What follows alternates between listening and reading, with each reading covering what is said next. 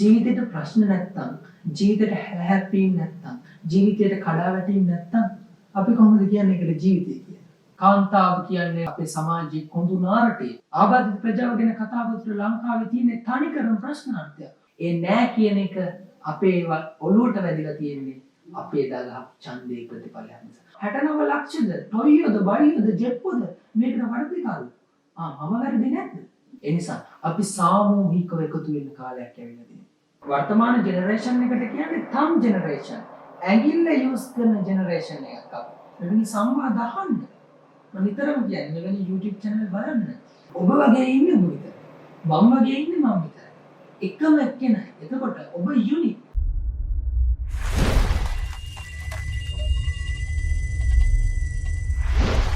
ජීවිතේට අපි ජීවත් වෙනකොට අපේ ජීවිතේට ගොඩාක් දේවල් අපේ එකතු වෙනවා. ඒ වගේම අපිට ගොඩාක් පුද්ගලයන් හම්බ වෙනවා. හැබැයි මෙහිම අපි ජීවිතේ ගමන් කරනකොට අපිට යම් කිසි දවසක මේ හැම දෙයක්ම අහිමි වෙනවා කියන එක අපි තේරුම් ගන්න ජීවත් වුණොත් මම හිතන්නේ අපේ ජීවිත හරිම සරලයි. ඉතින් එහෙම ගමන් කරන අවස්ථාවකදී ඇත්තටම මේක අහඹු සිද්ධාන්තයක් වශයෙන් හමුුනේ. එහෙම ගමන් කරන පැතිකඩකදී මට හම්බුණා එක් තරුණයෙක්ව. ඒ තරුණයා ගැන මම මෙහෙම කතා කරොත් ජීවිතේ ගොඩාක් දේවල් අහිමි කරගෙන ඒ අහිමි වීමම තමන්ගේ ආත්ම විශ්වාසය ගොඩනගන ඒක තමයි තමන්ගේ ශක්තිය කර ඒ තුලින් නැගිටපු පුද්ගලෙක්. ඒ විශ්වාසයත් එක්ක ඔහු ජීවිතේ ජයගත්ත පුද්ගලෙක් කියලා හඳුන්වන්න මම හිතන්නේ මම හරි. මේ වෙනකොටත් මම මේ විශ්ල කියනකොට ඔබ ගොඩාක් මම හිතන්නේ සමාජ මාධ්‍ය ශාලාවල ඉන්න ඔබ ගොඩාක් දන්නවා අපි මේ කවුරු ගැනද කතා කරන්නේ කියලා. ඔහු නමේ සුමීර ගුණසේකර. ආයිබෝන් පිළිගන්නවා මල්ලි. ආයිබෝන්. ඇත්තටම අමුයිම ගොඩාක් සතුටක් මල්ලි. ඔයා වගේ කෙනෙක් එක්ක කතා කරන්න ලැබීම හමු වීම ඇත්තටම මම ඒක ගොඩාක් අගය කරලා සලකනවා. සහ ඔයා අද මේ ඉන්න තැන, ඔයා එදා හිටපු තැන සහ ඔයා අද ඉන්න තැනම ලොකු ජයග්‍රහණයක් වමරුගේ ජීවිතය අත්පත්.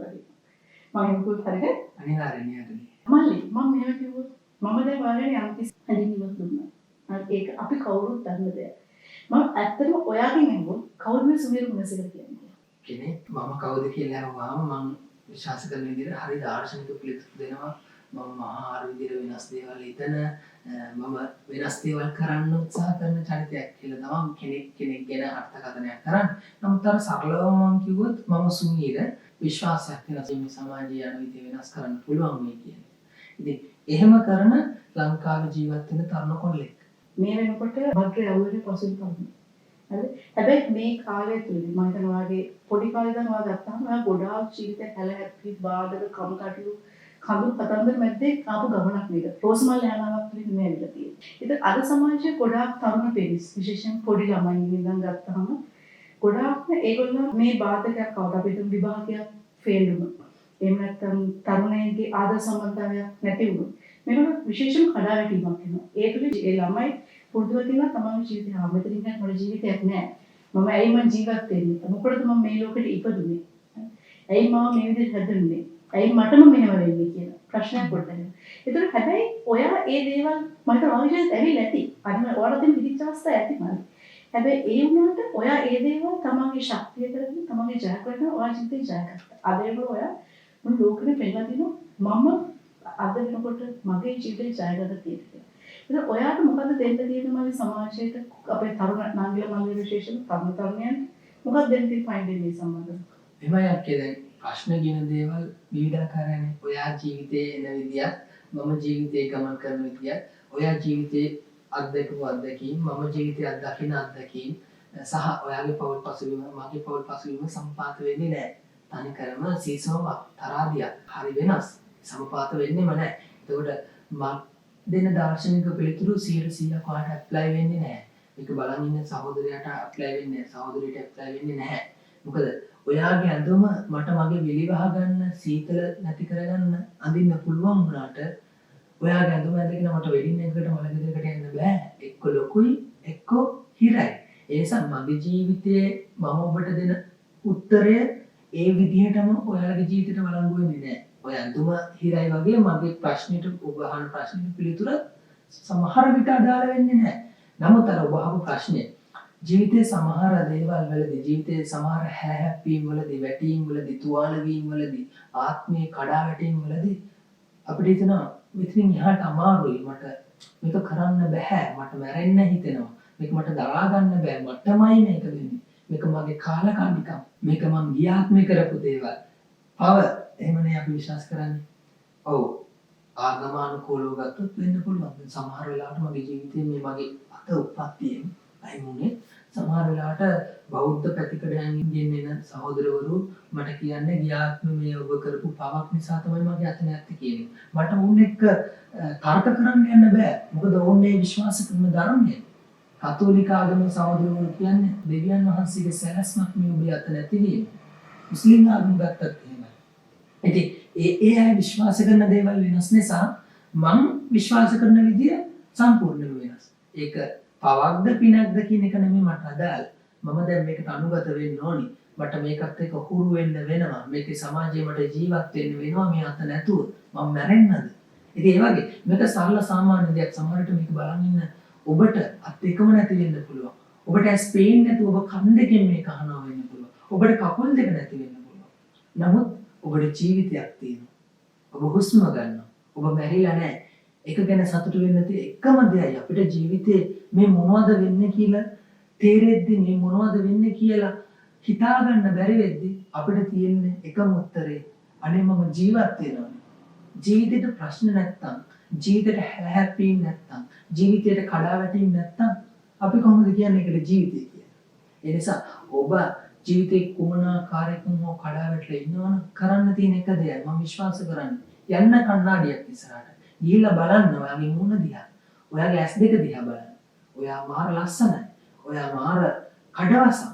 ඔයා මෙතුවක් ජීවත් වුණා. ඔයා ඔයාට ගරු කරන්න පටන් ගන්නකොට, ඔයා ඔයාට ආදරය කරන්න පටන් ගන්නකොට මම හිතන්නේ මේ තරුණ පරම්පරාවේ සියදිවි නසා ගැනීම, ජීවිතේ නැති කර ගැනීම, තුවාල කර ගැනීම, ඇබ්බැහිවි අපි ගොඩක් ඇබ්බැහි වෙනවා විශ්ව මද්ද්‍රව්‍ය වලට. හරි ලස්සන කතාවක් තියෙනවා. මේ ලෝකේ අපි ජීවත් වෙද්දී අපි දේවල් තුනකට ඇබ්බැහි වෙනවා. කුමන හෝ දේවල්. එක්ක පුද්ගලයෙකුට, නැත්නම් දෙයකට, නැත්නම් ස්ථානයකට. එක්ක පුද්ගලයෙකුට, එක්ක දෙයකට, නැත්නම් ස්ථානයකට. අපි මේ තුනෙන් එකකට හරි ඇබ්බැහි වෙලා ඉන්නවා. ඔබ ඔබේ ජීවිතේ මොන හරි පුද්ගලයෙකුට ඇබ්බැහි වෙලා ඉන්නවා. ඔබ ඔබේ ජීවිතේ මොනවා හරි දෙයකට ඇබ්බැහි වෙලා ඉන්නවා. ඔබ ඔබේ ජීවිතේ මොනවා හරි තැනකට ඇබ්බැහි වෙලා ඉන්නවා. ඔය තුනෙන් එකකට අපි ඇබ්බැහි. ඒ නිසා ඔබට කියන්න බෑ නෑ මම මද්ද්‍රව්‍ය වලට ඇබ්බැහි වෙලා නැති නිසා මම ඇබ්බැහි වෙච්ච මිනිසෙක් නෙවෙයි කියලා. නා මද්ද්‍රව්‍ය වලට ඇබ්බැහි නොවිච්ච කෙනෙක් පුද්ගලිකට ඇබ්බැහි වෙලා ඉන්න පුළුවන්. ඒකත් බරපතලයි. පුද්ගලිකට ඇබ්බැහි නොවිච්ච කෙනෙක් මද්ද්‍රව්‍ය වලට ඇබ්බැහි වෙලා ඉන්න පුළුවන්. ඒකත් බරපතලයි. ඒ නිසා ඔය ඇබ්බැහි වීම ගැන කතා කරද්දී මද්ද්‍රව්‍ය පැත්ත කියන්නේ තරුණ කොල්ලෙක් කෙල්ලෙක්ට තියෙන විශාලම කේදවාචක. විශාල කේදවාචකයක්. අපි විශ්වාස කරන්නේ මද්ද්‍රව්‍ය පාවිච්චි කරන කොල්ල විතරයි කියලා. නෑ. කෙල්ලවත් පාවිච්චි කරනවා. කෙල්ල පාවිච්චි කරනවා. මගේ ජීවිතේ මම දැකලා තියෙනවා මගේ යාළුවෝ මිතුරියෝ පාවිච්චි කරන මද්ද්‍රව්‍ය. මම ඔවුන්ගෙන් අහනවා ඇයි මේ මද්ද්‍රව්‍ය පාවිච්චි කරලා මොකද්ද ඔබ බලාපොරොත්තු වෙන්නේ කියලා. ඔවුන් දෙන එක පිළිතුරයි. කලකිරලා ඉන්නේ. අමාරුයි මේ ජීවිතේ මට කරන්න දෙයක් නැහැ. ඒ නිසා කාලය යවා ගන්න, කාලය කා ගන්න, දවස ගෙවා ගන්න මද්ද්‍රව්‍ය පාවිච්චි කරනවා. මද්ද්‍රව්‍ය පාවිච්චි කරන මුත්‍රයෙක්ට මම දවසක් කිව්වා මේ ඇබ්බැහි වීම වලින් වාට වියුක්ත වෙන්න ඕන. එළියට එන්න ඕන නම් කරන්න තියෙන එක දෙයයි. ඔයා ලියන්න දක්ෂයි. පොතක් අරගෙන පෑනක් අරගෙන. ඔයාට දුකක්, කලකිරීමක්, වේදනාවක්, තනිකම, පාළුවක් දැනුනොත් ඒ තනිකම පාළුව අකුරු වලට හරවන්න, වචන වලට හරවන්න. දැන් මේ ඇබ්බැහි වීම වලින් වියුක්ත වෙලා ඒ සහෝදරයා මහානදම් පුරන්න බලාගෙන ඉන්නවා. හරි සතුටක්. ඉතින් තරුණ කොල්ලෙක් කෙල්ලෙක් විදිහට අපිට හිතන්න පුළුවන් මාර්ග විවිධාකාරයි. මගේ ජීවිතේ මම මේ දේවල් මාර ලස්සනට කියන්නේ මම වැටිච්ච නැති මිනිස්සෙක් නිසා නෙමෙයි. මම වැටිච්ච මිනිස්සෙක් නිසා. තුවාලේ වේදනාව දන්නේ තුවාල වෙච්ච කෙනෙක්. අතක් නැති එකේ වේදනාව දන්නේ අතක් නැති මම නිසා. ඔයා නෙමෙයි. ඔයාට තේරෙනවා අනේ මම පව්. ඔව් ඇත්ත මම පව්. නමුත් ඒ වේදනාව ඔයාට ඒ විදිහට දැනෙන්නේ නැහැ. ඒ නිසා ප්‍රශ්නවලදී ඕ ප්‍රශ්න නෙමෙයි. ඌට වඩා ප්‍රශ්න තියෙනවා කියලා අපිට කෙනෙක්ව සනසන්න බෑ. ඔව් ඒක ප්‍රශ්නයක්. ඒ නිසා තරුණ කොල්ලෙක් කෙල්ලෙක් විදිහට ඔබ අහමු ඒ කෙටි ප්‍රශ්නෙට දෙන්න තියෙන උත්තරේ ඇබ්බැහි වීම වලින්, පරාජයන් වීම වලින්, ජීවිතේ කඩා වැටීම් වලින්, අපේ ආදරණීයන්ගෙන් වෙන්වීම වලින් අපි ගොඩාක් වෙලාවට කඩාගෙන යනවා. දුකක් හිතෙනවා නම්, වේදනාවක් හිතෙනවා නම් තරුණ පරම්පරාව ඉන්නේ තාක්ෂණයත් එක්ක මෝවෙච්ච ලෝකයක්. ඒ නිසා ගන්න සෙල්ෆිය අරගෙන බලන්න වාගේ මූණ දිහා. නැත්තම් යන්න කාමරේ කණ්ණාඩියක් ඉස්සරහට. ගිහිල්ලා බලන්න වාගේ මූණ දිහා. ඔයා ලස්සනයි. ඔයා මෙච්චර කල් ජීවත් වුණා. මෙච්චර කල් තිබ්බ ප්‍රශ්න වලට ඔයා මුහුණ දුන්නා. ඉතින් මේ මොකද්ද? එහෙම හිතන්න. ප්‍රශ්නය කොච්චර බරපතල වුණා. කොපමණ අමාරු වුණත් මම හිතන්නේ ඒක තමයි ගන්න තියෙන එකම ක්‍රමවේදය. නැතුව වහ නෙමෙයි. නැතුව බාල් කෙල්ලෙන ලණුව නෙමෙයි. නැතුව කෝච්චියේ තියෙන බෙල්ල නෙමෙයි. එකම ඔප්ෂන් එක ඔයා දිහා බැලීම. අපි හැමෝම තුල දෙවියන් වහන්සේ කෙනෙක්, අපි හැමෝම තුල බුදු කෙනෙක් ජීවත් වෙනවා. අපි ඇතුළාන්තයේ කෙනා ඉන්නේ. අපි ඒකිනා වෙලියට ගන්න උත්සාහ කරන දවසට ජීවිතේ නාස්ති කරගන්න හිතෙන්නේ නැහැ. මම වගේ නිමදයක් අහන්න විශේෂයෙන්ම ආබාධිත පුද්ගලයන් සහ අනිකුත් සාමාන්‍ය පුද්ගලයන්. ආබාධිත කියන්නේ ඒ වචනේ පාවිච්චි කරන්නේ විශේෂ අවස්ථා සබ්සයිට් පුද්ගලයා කියලා ගත්තොත් මම හිතන්නේ මම ඒ වචනේ පාවිච්චි කරනවා නම් ගොඩක් හොඳයි. හරිද? ඒතර විශේෂ අවශ්‍යතා සහිත පුද්ගලයන් සහ සාමාන්‍ය පුද්ගලයන් අතර ගත්තොත් අපි දකින චරිතයක් තමයි නික් කියන්නේ. ඔහුගේ එක වචනයක් මම හිතන්නේ මහා විශාල ධනාත්මක චින්තනය අපිට ලබා දෙනවා. ඒතකොට ඒ වගේ පුද්ගලයන්ට එවැනි රටවල් වල තියෙන ප්‍රොපසරිය යන්න තියෙන මාර්ගයන් ගොඩක් වෙන්නේ. හැබැයි අපේ ලංකාව ගත්තොත් විශේෂයෙන් මොකද අපි ඉන්නේ අපේ ලංකාවේ අපේ පිටරටවල් එක්ක අපිට සංසන්දනය වෙන්න අමාරුයි. බැරිකමක් නෑ අමාරුයි. නමුත් අපේ ලංකාව ගත්තොත් ඒවා සම්බන්ධව මම හිතන්නේ මේ විශේෂ අවශ්‍යතා තියෙන පුද්ගලයන්ට යන්න තියෙන රාමුව ඔවුන්ගේ හැකියාවන් අඳුරගෙන ඔවුන්ට තියෙන විවිධ ප්‍රස්තාව දෙනවා. ගොඩක් අඩුයි. ඒතකොට ඒත් සම්බන්ධව එවැනි පුද්ගලයෙක් විදිහට දක්ෂතාවලින් පිරිච්ච කුසලතාවලින් පරිපූර්ණ පුද්ගලයෙක් විදිහට ඔයා කොහොමද මේ දේවල් දකින්නේ? හරි ලස්සන ප්‍රශ්නයක් අහනවා ඇහුවේ. මොකද වර්තමානයේ වෙද්දී ඔය ප්‍රශ්නෙට මමත් වග උත්තරකාරයෙක්. එහෙම නැත්නම් මමත් මේ ප්‍රශ්නෙට හවුවලා ඉන්න මිනිස්සෙක්. මම හරි ආසයි කවදා හරි අපේ මාධ්‍ය ශ්‍රේෂ්ඨයේ ටීවී එකක් බලද්දී ආබාධිත කෙනෙක් දේශනයක් තියෙනවා දකින්න. ආබාධිත කෙනෙක් ප්‍රවෘත්තියක් කියනවා දකින්න. ඒක මගේ ජීවිතයේ තියෙන හීනයක්. කවදා හරි ප්‍රධාන ප්‍රවෘත්ති නාලිකාවක ප්‍රධාන ප්‍රවෘත්ති විකාශනයක ප්‍රධාන නිවේදකයා විදිහට වැඩ කරන එක. නික් ගැන කතා කරොත් නික් කියන්නේ ලෝකේ හොල්ලපු අත් දෙකයි කකුල් දෙකයි නැතුව ලෝකේ හොල්ලපු මිනිස්සෙක්. මේ ලෝකේ හොල්ලපු මිනිස්සු ගොඩාක් ඉන්නවා. හැබැයි යාලට අංග සම්පූර්ණ ශරීරයක් තියෙනවා. නමුත් නික් කියන කෙනාගේ එක වචනයක් ඇති මුළු රටක් වෙනස් කරන්න. එයාගේ වචනයක් ලංකාවේ මුදලින් කෝටියක් විතර පනනවා. එක වචනයක්. මගේ ලොකු ආසාවක් තියෙනවා නික් කෙනෙක් වෙන්න. නික් වගේ වෙන්න නෙවෙයි. නික් කෙනෙක් වෙන්න. ලංකාවේ නික් කෙනෙක් වෙන්න. නික් ගත්තත් ලෝකයේ වචන වලින් වචන හරඹයන් වලින් මිනිසුන්ව වෙනස් කරන මේ කෙනෙක්. හරියට බුදුහාමුදුරු කරේ ඒකයි. වචන වලින් මිනිසුන්ව වෙනස් කරා. ක්‍රියාවෙන් මිනිසුන්ව වෙනස් කරා. ජේසු කරේ ඒකයි. වචන වලින් මිනිසුන්ව වෙනස් කරේ. නික් කියන්නේ වර්තමාන දෙවි කෙනෙක් වගේ කෙනෙක්. මම හරියට අදහන චරිතයක්. ඉස්සර මට හරියට මිනිස්සු කියනවා සුමීරවා නික් වගේ වෙන්නේ. නෑ මම හැමෝටම කියන්නේ නෑ. මම නික් වගේ වෙන්නේ නෑ. නික් කෙනෙක් වෙන්න. අපිට පුළුවන් ඒ වගේ මිනිස්සුන්ගෙන් ආදර්ශ අරගන්න. ඒ නිසා ඔබ අහපු ප්‍රශ්නෙදී ලංකාවේ විශේෂ අවශ්‍යතා ඇති දරුවෝ disable නෙමෙයි differently able විශේෂ අවශ්‍යතා ඇති දරුවෝ මොකද වර්තමානයේ වෙද්දී disable කියන වචනය වාක්කෝෂයෙන් එළියට දාලා තියෙන්නේ. ඒ නිසා අපි ඒක පාවිච්චි කරන්නේ differently able විශේෂ අවශ්‍යතා ඇති දරුවන් ලෙස. එතකොට එවැනි දරුවන්ට එවැනි තරුණ කොල්ලෝ කෙල්ලොන්ට එවැනි වූ මිනිසුන්ට ශ්‍රී ලාංකීය සමාජයේ තියෙන ඉඩ ප්‍රස්තාව ගැන කතා කරද්දී නම් මට එන්නේ කඳුලක් විතරයි. මට තියෙන්නේ ප්‍රශ්නාර්ථයක් විතරයි. මොකද අපේ මිනිස්සු කතා කරන්නේ දෙසැම්බර් 3 වෙනිදාට ආබාධිත ප්‍රජාව ගැන. ලෝක ආබාධිත දිනේ තියෙන්නේ දෙසැම්බර් 3 වෙනිදාට. නමුත් එදාට තමයි අපි මිනිස්සු දන්නේ අපේ රටේ ජීවත් වෙනවානේ ආබාධිත ප්‍රජාව කියලා. එදාට විතර අපේ මිනිස්සුන්ට ආබාධිත ප්‍රජාව ගැන ආදරයක් ඇති වෙන්නේ. හරියට ලෝකලමා දිනේට වගේ. හරියට අම්මාවරුන්ගේ දවස වගේ. එදාට විතරයි අපිට මතක් වෙන්නේ කාන්තා දිනේදී කාන්තාව වගේ මිනිසුන් අපේ රටේ ජීවත් වෙනවා. කාන්තාවට හරිතන සමතන දෙන්න ඕනි කිය. හැබැයි පැය 24කට විතර අදාළ පුද්ගලයන්ව ලඝු කරලා. එවැනි පුද්ගලයන්ව අදාළ දිනයකට විතරක් ලඝු කළා අපිට පැත්තකට දාන්න පුළුවන්. කාන්තාව කියන්නේ අපේ සමාජයේ කොඳු නාරටේ දරුවෝ ආබාධිත මිනිසුන් එවැනි පුද්ගලයන්ට අපි විශේෂ කොට සලකන්න ඕනේ. ඒ නිසාම තමයි ජාත්‍යන්තරයේ විසින් එවැනි ප්‍රධාන කොට්ටාශයන් වලට විශේෂිත දවසක් වෙන් කළා. නැත්නම් සර්ව සම්පූර්ණ මිනිසුන්ට කියලා වෙනම දවසක් තියෙන්න බෑ. ඇයි එහෙම දවසක් නැත්තේ? එවැනි මිනිසුන්ට විශේෂිත වරප්‍රසාද මේ සමාජයේ හිමි වෙනවා. විශේෂිතයි කියලා යාළුවෝ පැත්තකට කරන එක නෙමෙයි මම කියන්නේ. ආබාධිත ප්‍රජාව ගැන කතා කරද්දී ලංකාවේ තියෙන තනිකරම ප්‍රශ්නාර්ථය. ඔවුන්ට තියෙන අයිතිවාසිකම් ගැන මිනිස්සු දැනුවත් නැහැ. ආබාධිත ඔබට මට තියෙන අයිතිවාසිකම් ගැන ඔබ දැනුවත්ද? ඒ ගැන ඔබ දැනුවත් විය යුතුයි. ඔබ හඬ නැගිය යුතුයි ආබාධිත ප්‍රජාව වෙනුවෙන්.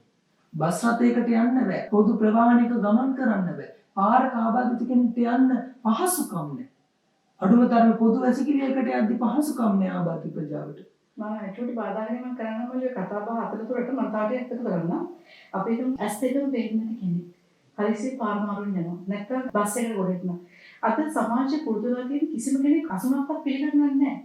ඒ වගේම අපි හිතමු ආබාධිත කියලා කෙනෙක් නැති කෙනෙක් කකුල් නැති කෙනෙක් අද සමාජයේ ඒවත් කරේ පිළිගන්නේ නැහැ. ඒකට මේ වගේ තත්ත්වයන් කොහොමද මේ දේවල් යන්නේ කොට දකින්නේ? ආබාධිත කට්ටිය ගැන කතා කරනවට වඩා හරි ලස්සන සිදුවීම අද මම එද්දි බස් එකේ අපි පූජ්‍ය පක්ෂයට පූජකයන්ට වෙනම අසුනක් වෙන් කරලා තියෙනවා. අනේ සිස්ටර් කෙනෙක් නැග්ග බස් එකට. කාටවත් වැඩක් නැහැ. ඒ අසුනේ කට්ටිය හොඳට දපනේ දාලා කන් දෙකට වයර් දෙකක් දාලා සින්දු අහා යනවා. ඉතින් එවැනි ගරු කරන්න ඕනි මිනිසුන්ට ගරු කරන්න නැති සමාජයක ආබාධිත මිනිසුන්ට ගරු කරයි. ඉතින් අපි වෙනස් කරන්න ඕනේ මේ හිතන පතන විදිය. අපි හැමදාම අවුරුදු 2500ක වංශ කබල් ගගා මාර ප්‍රෞಢත්වයක් අපි මාර ප්‍රෞಢ ජාතියක් අපිට මාර ඉතිහාසයක් තියෙනවා කිය වංශ කබල් ගගා ඉන්නවා. ඒකම කියනවා. නමුත් අපේ thinking එක හරිම කුණු වෙලා හරිම ජරාවක් ඕජස් කරනවා තුවාල වෙලා. අපි රාමුගත වෙලා රාමුවෙන් පිටට යන්න බය වෙලා උන් කරපු පව විද්‍යාත්මක කරපු පව කී හිත ආබාධිත ප්‍රජාව වෙන තැනකට ලඟු කරලා ඔවුන්ව කොම් කිරීමකට ලක් කරලා තියෙනවා. ඒක එවැනි අවස්ථාවකට මට මොන දීමට සිදු වෙලා තියෙන්නේ. ඒ නිසා ආබාධිත ප්‍රජාවට සම්බන්ධව නීති රාමු හදෙන්න ඕනේ. එවැනි නීති රාමු මම හිතන්නේ මේ වැඩසටහන මට කලින් සහභාගී වෙච්ච අය ගොඩාක් ලංකාවේ ශ්‍රේෂ්ඨ නීති සම්පාදිතයෝ ලංකාවේ රාජ්‍ය නිලධාරීයෝ ප්‍රසිද්ධ රාජ්‍ය නිලධාරීයෝ. ඉතින් මේක සමහර විට වුණු බලයි. මං අහනවා ඔබගේ. ඔවුන් වෙනුවෙන් ඔබ හඬ නගලා තියෙනවා. ඔවුන් වෙනුවෙන් ඔබට අයිතිවාසිකමක් තියෙනවා හඬ නගන්න. ඒ නිසා ඊටම ආදරෙන් සහ ප්‍රේමයෙන් ඉන්නවා. ආබාධිත ප්‍රජාව සම්බන්ධව තියෙන නීති රාමු අලුත් කරන්න සහ ඔවුන් පිළිබඳව තියෙන නීති රාමු සම්බන්ධව සමාජය දැනුවත් කරන්න. සහ ඒ වගේම මේ අපි හිතන පතන විදිය වෙනස් කරන්න ගන්නවා. හිතන පතන විදිය වෙනස් කරන සමාජයක් ඇති වුණාම තමයි අපිට පුළුවන් වෙන්නේ වර්තමානයේ අපි මේ මුහුණ දීලා තියෙන ඛේදවාචකයක් ඇතිලා තියෙන මොනවද? හිතන්නේ පතන්නේ නැතුව ගියා කතරේ ගියා එතනින් ඒක ඉවරයි. අපිට එදා වේලට කැම වේලක් හම්බෙනවා නම් අපි කෑව අපි හම්බ කරා එච්චරයි. නෑ මේ රටට ඉතිහාසයක් තිබුණා සහ ඒ ඉතිහාසයේ අපි මුහුණ දීපු පාඩම් අභියෝග වලින් අපි ඒව පණ්ඩරයක් කරගෙන අපි ඒව පාඩම් කරගෙන අපි ඒව උදාහරණයකට අරගෙන නැවත අපිට නොවැරදෙන්න අපිට වැරදෙන්නේ නැති වෙන්න අපි මේ සමාජය ගොඩනගන්න ඕනේ. අපි බහිනවා දේශපාලනඥයන්ට. අපි කියනවා මේ රට විනාශ කර යාලා කියලා. නෑ. ඒ රට විනාශ කරේ යාලා වුණාට ඒ රට විනාශ කරන්න යාලව පත් කරේ ඔබ මමත් ඒකට වග කිය යුත්තේ. වග උත්තර කරුවේ. ඒ නිසා අපිට අයිතියක් තියෙනවා තරුණ කොල්ලෙක් කෙල්ලෙක් විදිහට ඒ සිස්ටම් එක වෙනස් කරන්න. ඒ thinking එක වෙනස් කරන්න. ඒක වෙනස් කරපු දවසට ආබාධ ප්‍රජාවට දැන් ඔබ මගෙන් ওই ප්‍රශ්නය ලංකා භූමියේ පොළොවේ පය ගහලා ආය අහන එකක් නෑ. හරි ලස්සන උත්තරයක් ඒක හම්බුනේ. ඒ වගේම මම මේ වගේ දෙයක් වගේ අද තනරා මල්ලි මේ වර්තමාන සමාජය ගැන. හරිද? ඒකකොට මේ වෙනකොට අපේ සමාජයේ විශේෂම අපේ රට විශාල ඛේදවාචක ගණනාවකට මුල් දීලා තියෙනවා. එක පැත්තකින් ඉන්ධන නැතියි, තව පැත්තකින් ගෑස් නැතියි, තව පැත්තකින් හාල් නැතියි, කිරිපිටි නැතියි, අරක නැතියි, මේක නැතියි. ඊළඟ රටේ ජීවත් වෙන්න මුදල් නැතියි, රුපියලගේ ඔහේ දමලා දාලා ගිහින්. ඉතින් මෙවැනි සමාජයක් තුළ මේ හැමදේම අපේ තියෙන සමාජීය ප්‍රශ්න. රටක් වශයෙන් තියෙන ප්‍රශ්න. හැබැයි මේ ප්‍රශ්න අපේ පවුලට අදාළ අවස්ථාවක් තියෙනවා. මොකද අපි කොච්චර හම්බ කරා අපිට හම්බ කරන දේෙන් අපිට ඉදා කාලේ මිනිස්සු ජීවත් වෙනවා. මම හම්බ කරන මං කාලා බිල මම ජීවත් වෙනවා. හරි එහෙම ලෝකයක් නැතේ ගියේ. හැබැයි අද වෙනකොට මම හම්බ කරාට මට කන්න නැහැ. හරිද? මට යන්න විදිහක් නැහැ. පාරේ බස් දුවක් නැහැ. ඒ බස් දුවක් නැත්තේ ඉන්ධන නැහැ. ඉන්ධන නැත්තේ එතනින් ගියම ඩොලර් නැහැ. අරක නැහැ. මේක කොයින්ද පැටලෙන්නේ. ඒතර මේ දේවලුත් එක්ක අපි එනකොට විශේෂයෙන්ම තරුණ පරපුරත් එක්කම වැඩි කාරණාවක්. විශාල ලෙස මානසික ආතතියට මානසික පීඩනයකට ලක් වෙලා ඉන්නවා. ඉතින් එහෙම පුද්ගලයෙක්ට මල්ලි ඔයාට දෙන්න පුළුවන් මොන වගේ අදහසක් කොයි වගේ දෙයක් මේක කරගන්න පුළුවන්? ඔව් සෞඛ්‍යවත් පුද්ගලයෙක් කියන්නේ මනස ව්‍යාකූල නැති පුද්ගලයෙක්. ලෙඩක් දුකක් නැති මිනිහෙක් නෙමෙයි. සෞඛ්‍යවත් පුද්ගලයෙක් කියන්නේ එවැනි කෙනෙක් සෞඛ්‍යමත් තමයි. නමුත් ලෙඩක් දුකක් නැති කෙනෙක් සෞඛ්‍යමත් වගේම මනස ව්‍යාකූලත්වයෙන් තොර වෙච්ච මිනිස්සෙක්. මනස නිරවුල් මිනිස්සෙකුත් කියන්නේ ශාරීරිකව වගේම මානසිකව සර්ව සම්පූර්ණ මිනිස්සෙක්. නමුත් මමත් මේ වෙලේ ස්ට්‍රෙස් වෙලා මමත් පීඩනේ ඔබත් පීඩනේ මේක රෙකෝඩ් කරන කෙනත් පීඩනේ මේක බලන් ඉන්න ඔබත් පීඩනේ. ඒ මොකද අපිට පෙට්‍රල් නැහැ, කිරිපිටි නැහැ, ගෑස් නැහැ, පාර දුවන්න වාහනේට තෙල් ගහ ගන්න විදියක් නැහැ.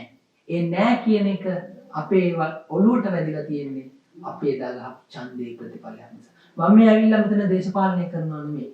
අපේ හිතන පතන විදිය වෙනස් කරන්න වෙනවා. අපි දැන් හැමෝම ඉන්නේ පීඩනේ. ඇයි මම පීඩනේ?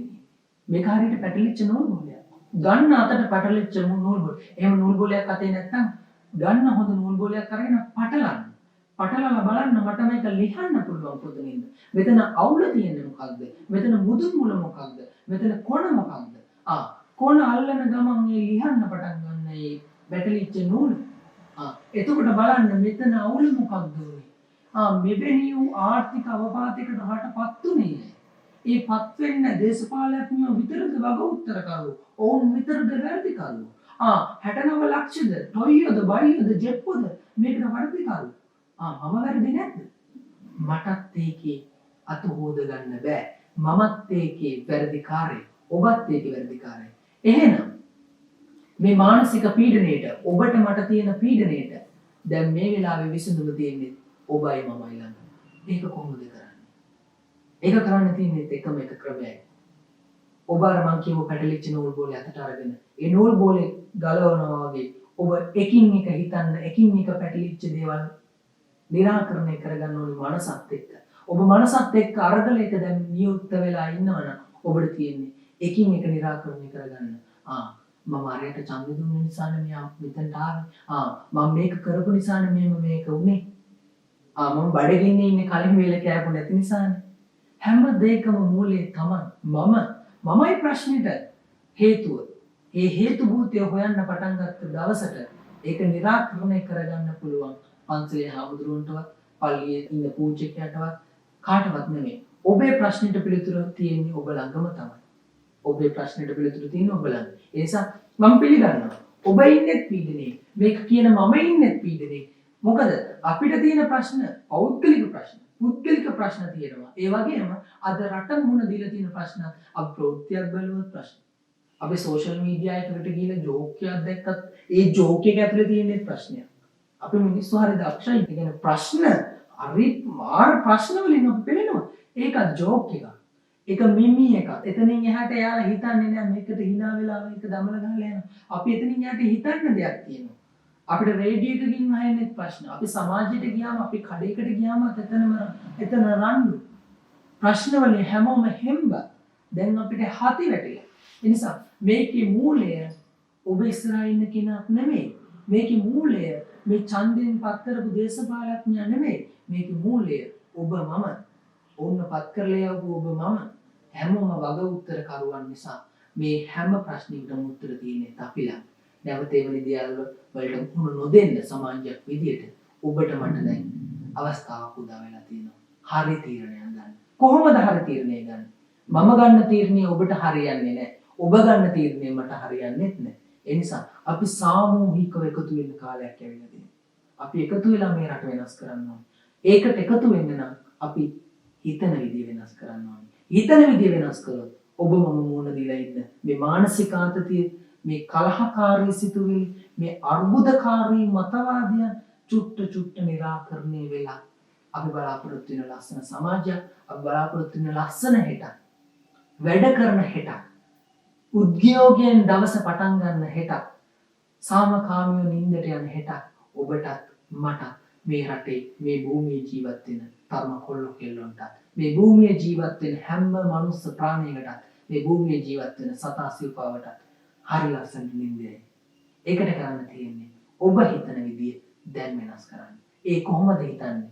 ඔබම හිතන්න. මම කොහොමද මේ හිතන විදිය වෙනස් කරන්නේ? ඒක තමයි කරන උත්තරේ. අපි මේ මානසික ව්‍යාකූලයක්. ඒකට උත්තර අපිට වෙන කාගෙන්වත් නැහැ. ඒකට උත්තර දෙන්නේ අපි ළඟ. මම මේක දෙන්න අහන්නේ නැහැ. අපිට කතාරන තියෙන කලින් සමාජ මාධ්‍ය. ඒක අපි ඇරෙන්නේ අපි දැන් මේ හමුවෙම අපි දැන් හමුවෙම සිද්ධන සමාජ මාධ්‍ය ජාලා හදනවා. ඒක අපි ඇවිල්ලා කරන්නේ ඒකට සම්බන්ධ වැඩසටහන. ඉතින් මම කැමති මන්නේ අද හැබැයි සමාජ මාධ්‍ය ජාලය විශ්මකලේ ගත්ත අදට ඒකට සාපේක්ෂව YouTube කරනවා. දැන් මම තේරෙන්නේ YouTube channel. එතකොට මේ YouTube කරගත්තොත් ගොඩාක් දුරට මිනිස්සු යොමු වෙලා ඉන්නේ අපේ ලංකාවේ පේජන. යොමු වෙලා ඉන්නේ gossip පැත්තට එහෙම නැත්නම් කවුරු හරි උඩට කුණු ටිකක් හොදන සිංහලෙන් ගත්ත ඒකට යොමු වෙලා. එතකොට ඔයාගේ අදහස මොකද මේ සම්බන්ධව ඇත්තටම කොයි විදිහට මේ දේවල් හැදියේ යුත්තේ කොයි වගේ දෙයක් මේ තුළ එන්නේ සෝෂල් මීඩියා කියන්නේ ඔබේ ෆීඩ් එක ඔබ සෝෂල් මීඩියා පාවිච්චි කරද්දී ඔබ දකින්නේ ඔබ බලන දේවල් ඔබට සජෙස්ට් වෙන ඔබ බලන දේවල් මේ ඇල්ගොරිතම් එක අනුව ඔයා ගොසිප් බලනවා නම් ඔයාලට ගොසිප්ම විතරයි ඔයාලට කවි බණ බලනවා නම් ඔයා ඒ කවි බණ විතරයි ඔයාලට ඇල්ගොරිතම් එක අනුව වැටෙන්නේ ඒ නිසා ඒක ඇති කරගන්නවනෙත් අපි කාටවත් කියන්න බෑ මට පේන්නේම ගොසිප් විතරයි මට පේන්නේම ප්‍රශ්න විතරයි මට පේන්නේම වැරදි විතරයි සෝෂල් මීඩියා ගත්තාම එයාලට තියෙන ඇල්ගොරිතම් එක අනුව අපි සර්ච් කරන එකේ අපි බඩුවක් සර්ච් කරොත් Google එකට ගිහිල්ලා මට වතුර බෝතලයක් ඕනි කියලා අපිට Facebook එකේ සජෙස්ට් වෙන්නේ වතුර බෝතල අපිට YouTube එකේ සජෙස්ට් වෙන්නේ වතුර බෝතල අපිට Instagram එකේ වතුර බෝතල ඔබ බලන දේ තමයි ඔබට පේන්නේ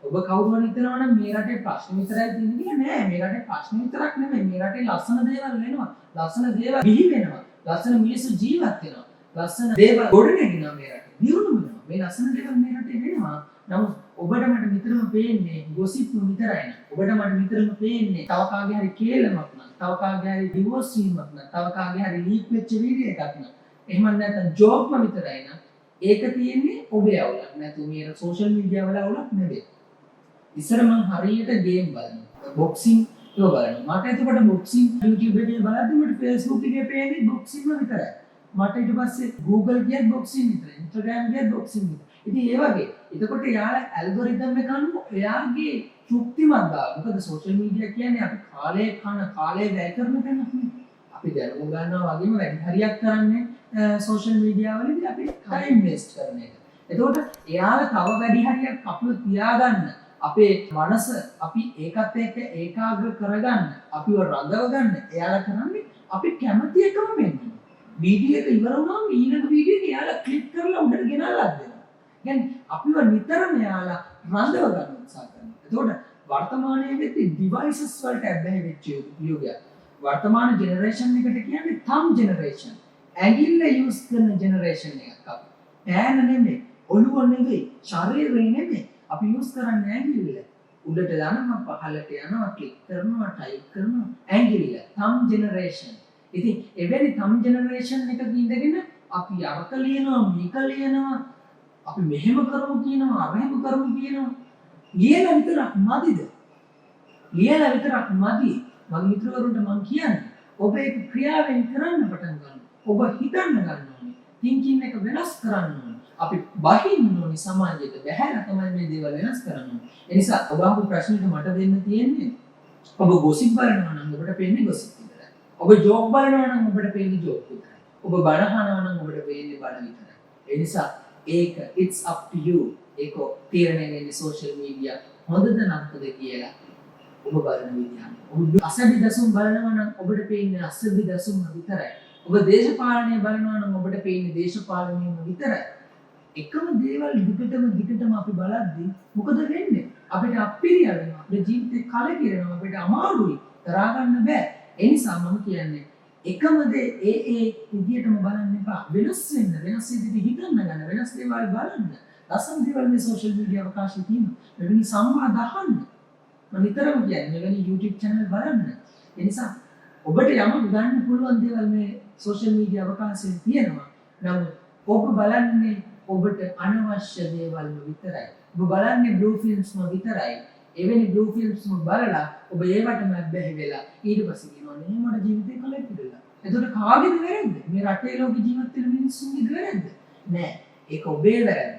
ඔබ සෝෂල් මීඩියා පාවිච්චි කරන එක තීරණය කරන්නේ අම්මවත් තාත්තවත් අහල පහල ගෙදර කෙනාවත් පෙම්වතා පෙම්වතියවත් වගේ යාළුවවත් වගේ සමාජයවත් වගේ පන්සලේ හාමුදුරුවන්වත් පල්ලියේ පියතුමාවත් නෙමෙයි. සෝෂල් මීඩියා භාවිතේ ඔබ කරන්නේ ඔබේ ඩිවයිස් එකකින්. එතකොට ඔබ වැරදි කරනවා නම් ඒ වැරදි අනුගත වෙන්නේ ඔබට. ඔබ හරි දේ කරනවා නම් ඒ දේ අනුගත වෙන්නේ ඔබට. ඒ තීරණය කරන්න ඔබ තමයි බාර.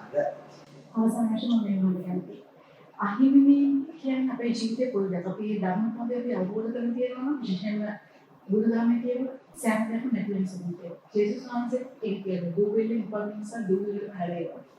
ඒක මේ කිසිම නිත්‍ය නැහැ අනිත්‍ය. ඒතර අනිත්‍ය මෙන්නේදවලේ අනිත්‍ය තුළින් ජීවිතේ ජයගන්න පුදුලයක් තමයි සුළුයි. හරි.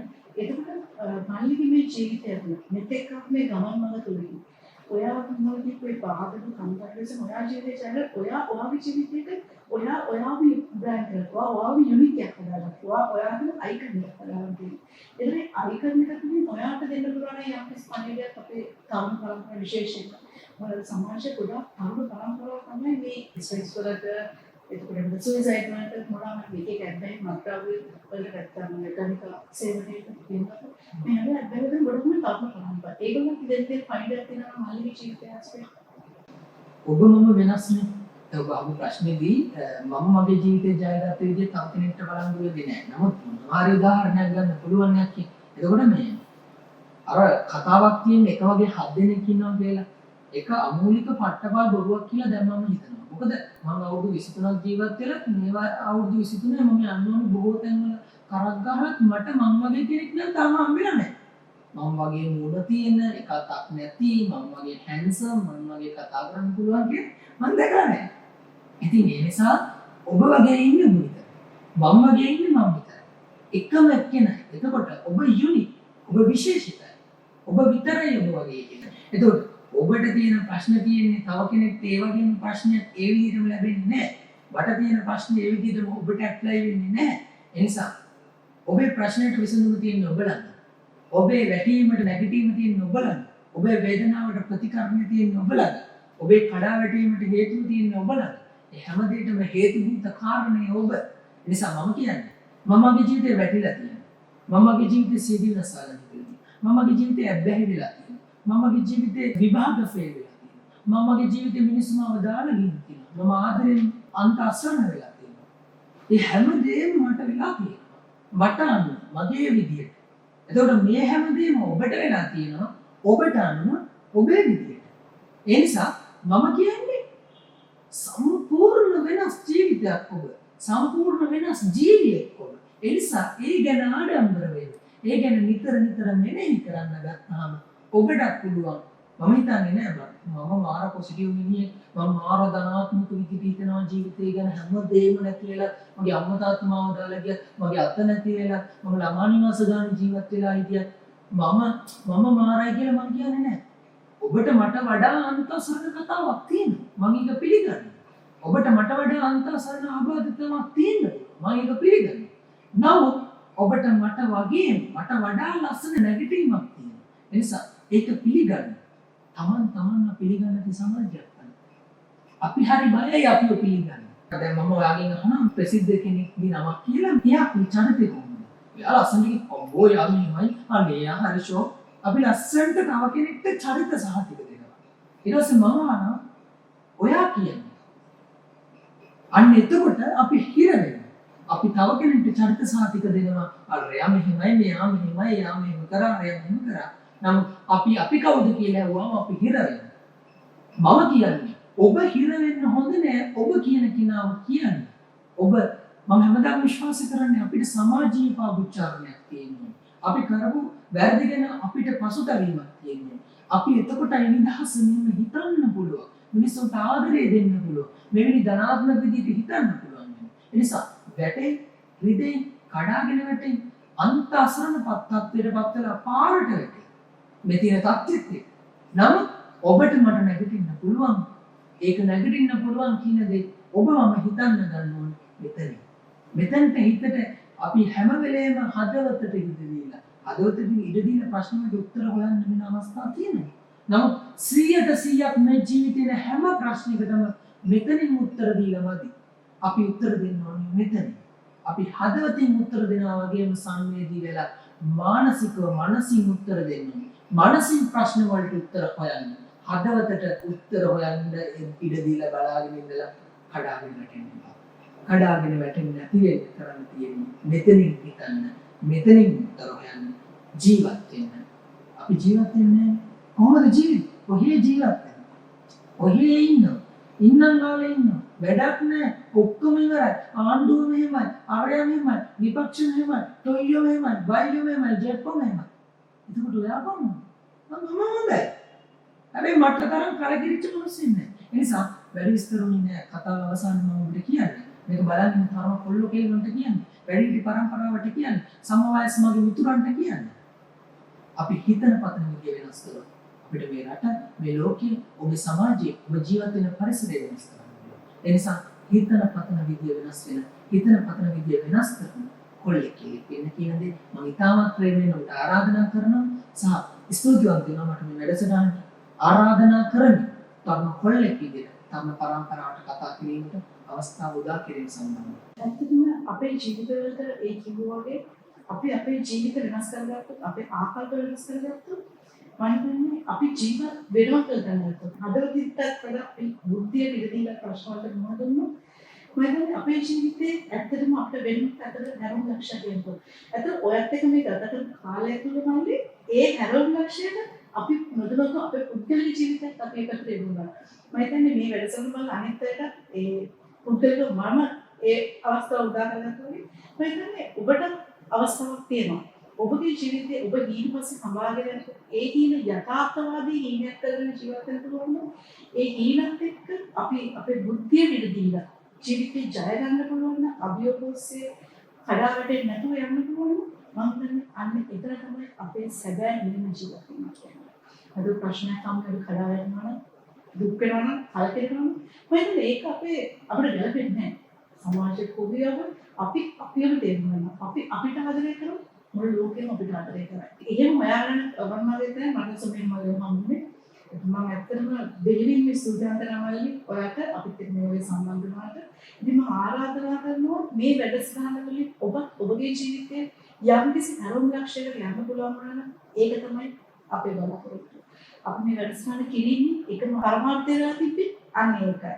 ඉතින් ඒ වගේ මම විශේෂ ස්තුතියක් වෙනවා අද දවසේදී අපිට මේ ස්ථානය ලබා දෙමින් බොහෝම සැදැහැසිතින් අපිට මේ ස්ථානයේ දීවල ශ්‍රී වේදංකර විහාරස්ථානය ලබා දුන්නේ අපගේ අතිපූජ්‍ය ගෞරවනීය ස්වාමීන් වහන්සේ දීගල පිටසේ හාමුදුරන්ට මම ගෞරවාන්විත ස්තුතියක් දෙනවා.